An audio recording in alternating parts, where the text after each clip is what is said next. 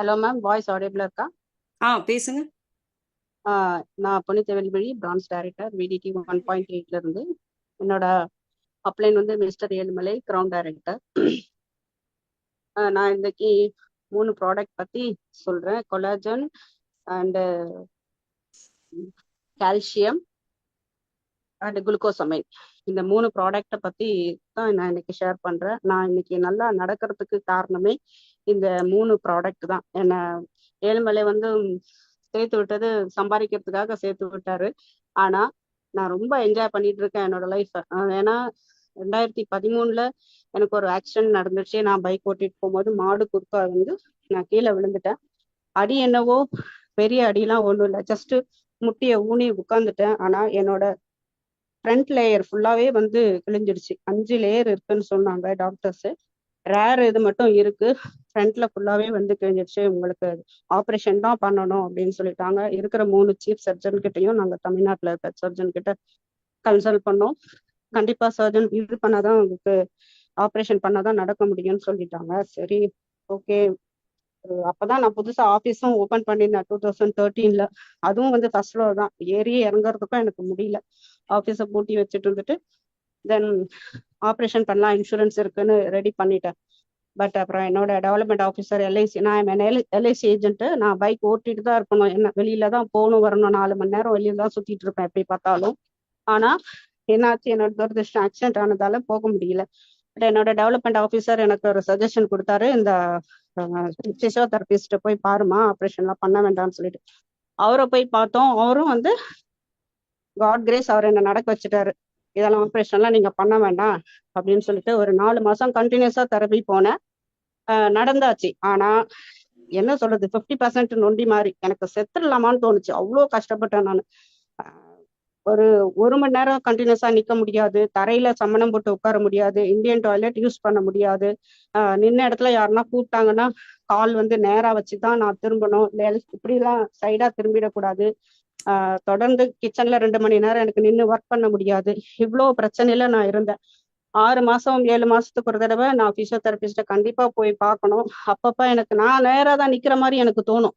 ஆனா அந்த லேயர்ஸ் இல்லாததால என்னோட பாடி ஆட்டோமேட்டிக்கா ஒரு கால்ல வெயிட் போட்டு அது வந்து என்னோட மசில்ஸ் எல்லாம் வந்து ஒரு மாதிரி டைட்னிங் ஆயிடும். அப்போ என்ன ஆகும், எனக்கு நடக்கதான் முட்டி ரொம்ப வலிக்கிற மாதிரி இருக்கும், முட்டியில ரொம்ப வெயிட்டா இருக்கும், ரொம்ப அழுக. எனக்கு நான் கேட்பேன் டாக்டர்ஸ் கிட்ட, நான் ஏன் டாக்டர் இப்படி ஆயிட்டேன், நான் நொண்டி மாதிரி ஆயிட்டேனே, எனக்கு கஷ்டமா இருக்குன்னு. அப்புறம் அவர் சொல்லுவார், நீங்க இந்த மாதிரி ஃபீல் பண்ணாதீங்கம்மா, எல்ஐசி ஏஜென்டா இருக்கீங்க, தைரியமால இருக்கணும் அப்படின்னு சொல்லிட்டு எக்ஸசைஸ் பண்ணுங்க டெய்லி அப்படின்னு சொல்லி நிறைய 40 நிமிஷம் நான் எக்ஸசைஸ் பண்ணணும் கண்டினியூஸா.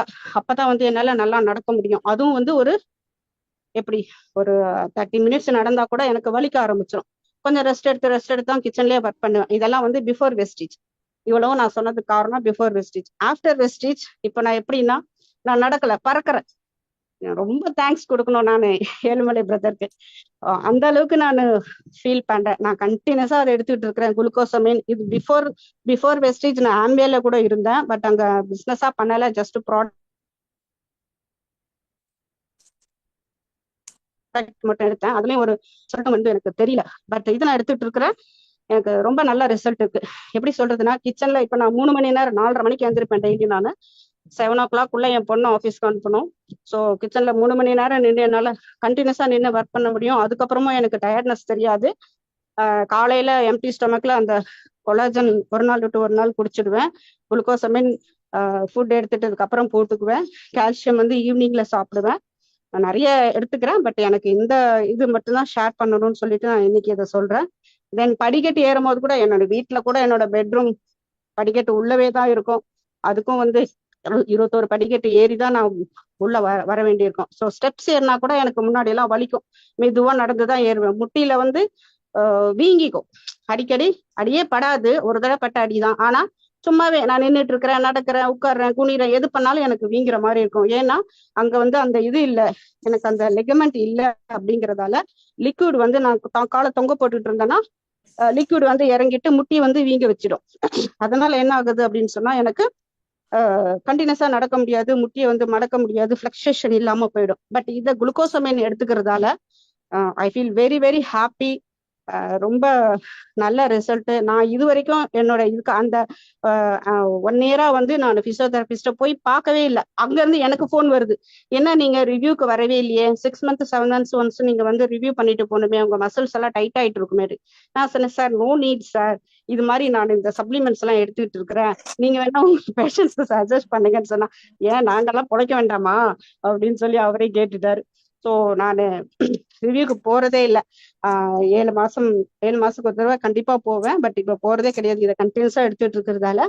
And thanks to mister Ezhumalai ground director, and thanks to hello ma'am, voice